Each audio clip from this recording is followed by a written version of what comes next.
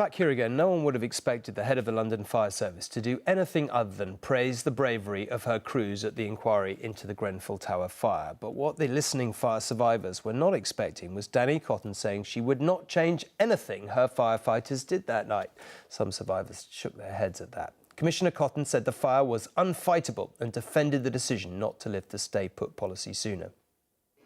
The evidence I shall give shall be the truth.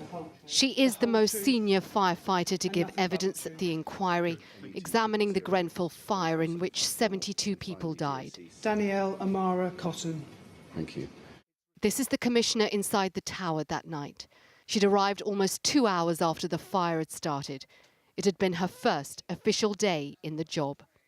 It looked like something from a film where somebody set it up like Towering Inferno or something like that. And my first thought was this can never happen to a building in England.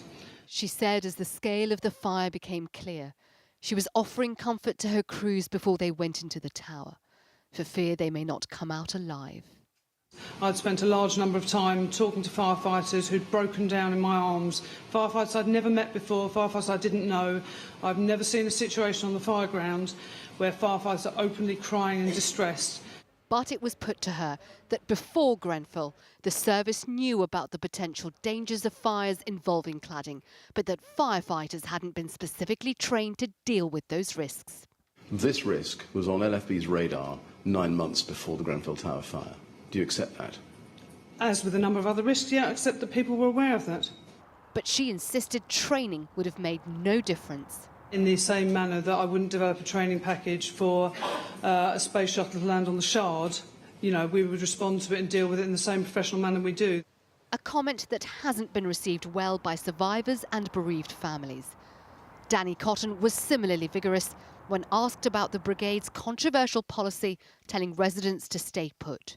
What we don't seek to do is to assume that every single building will fail, because that would be catastrophic. And if we were to make work on that assumption the whole time, it would make our jobs untenable. Natasha Elcock, a survivor of the fire, said she wasn't impressed by the Commissioner's evidence. We know they saved some lives, but there were 72 lives that were lost, or 71 lives that night. And she hasn't really referenced that. Finally, Ms Cotton was asked if she would have done anything differently. The Commissioner was definitive. She said she had no regrets. I wouldn't change anything we did on the night. I think, without exception, my firefighters, my officers and my control staff performed in a fantastic way, given the incredible circumstances they were faced against.